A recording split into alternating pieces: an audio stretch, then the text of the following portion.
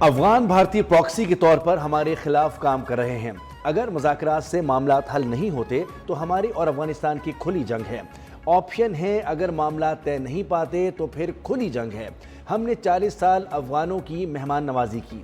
وزیر دفاع خواجہ آصف کی میڈیا سے گفتگو، کہا کہ شہداء کے باعث ہماری سرحدیں محفوظ ہیں۔ افواج پاکستان کے جوان سرحدوں کی حفاظت کے لیے قربانیاں دے رہے ہیں۔ ہماری بہادر افواج ملک کی حفاظت کے لیے ہر لمحہ تیار ہے۔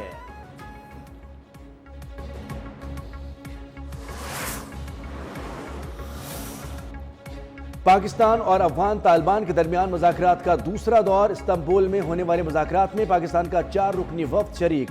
افغانستان کے وفد کی صدارت نائب وزیر داخلہ کر رہے ہیں۔ پاکستان اور افغانستان کے درمیان مذاکرات کی میزبانی ترکی کے حکام کر رہے ہیں۔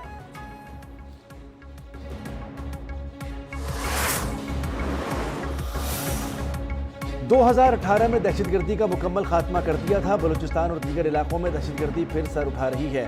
سیکیورٹی ادارے ہر روز امن کے لیے اپنی جانوں کی قربانیاں دے رہے ہیں۔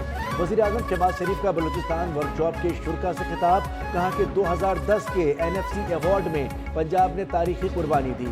صوبوں کے درمیان اتفاق رائے پاکستان کی مضبوطی کی بنیاد ہے۔ وعدہ کرنا ہوگا کہ ہم سب مل کر ملک کی ترقی میں کردار ادا کریں گے۔ بلوچستان کے عوام کو ترقی میں برابر شریک کرنا ہوگا۔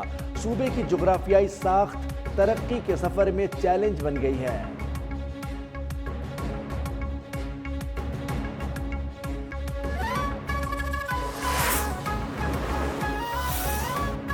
PIA کا برطانیہ کے لیے فلائٹ آپریشن بحال۔ وزیر دفاع خواجہ آصف برطانیہ فلائٹ آپریشن بحالی کا افتتاح کیا۔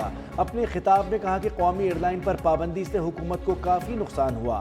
قومی ایئر لائن کے معیار کو دوبارہ بحال کیا۔ PIA اپنا کھویا ہوا مقام دوبارہ حاصل کر رہی ہے۔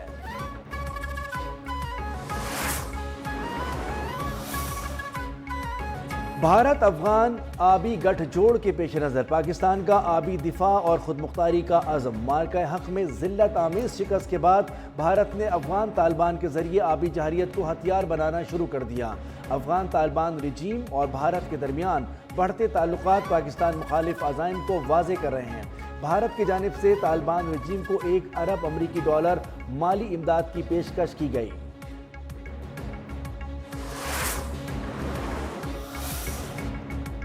پاکستان کی سفارتی کامیابیوں کا عالمی اعتراف۔ امریکی جریدے نے خطے کو فاتح قرار دے دیا۔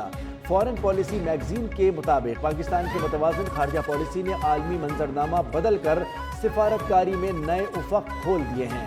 گزشتہ 6 ماہ میں پاکستان کی سفارتکاری نے خطے میں نئی جہتیں متعارف کراتے ہوئے عالمی توجہ حاصل کی ہے۔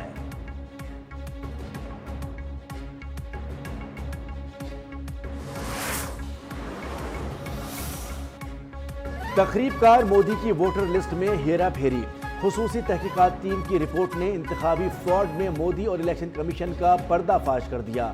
کرناٹک ووٹ چوری سکینڈل پر اسپیشل انویسٹیگیشن ٹیم کی رپورٹ کے مطابق 2023 کے انتخابات میں قبل ووٹر لسٹ میں بڑے پیمانے پر رد و بدل اور نام حذف کرنے کا انکشاف ہوا۔ راہل گاندھی نے SIT کی رپورٹ کو ووٹ چوری کے الزام کی تصدیق قرار دیا۔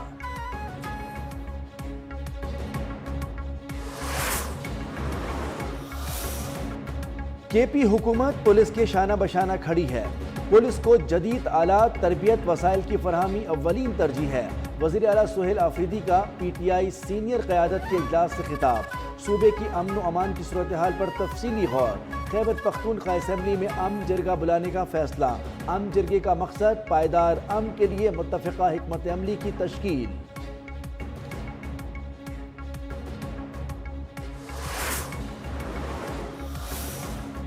پاکستان اور قازقستان کی افواج کے درمیان مشترکہ مشق دوستارم وی اختتام پذیر۔ ISPR کے مطابق مشق کا اختتامی پروگرام چیراٹ میں ہوا۔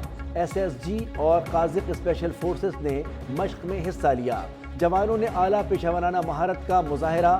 مقصد انسداد دہشت گردی آپریشنز میں مہارت بڑھانا تھا۔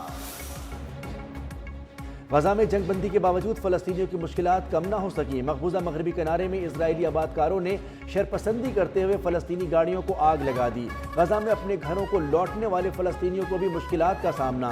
اقوام متحدہ اور ورلڈ ہیلتھ آرگنائزیشن کا اسرائیل سے امدادی ٹرکوں کو آزادانہ غزہ بھیجنے کی اجازت دینے کا مطالبہ۔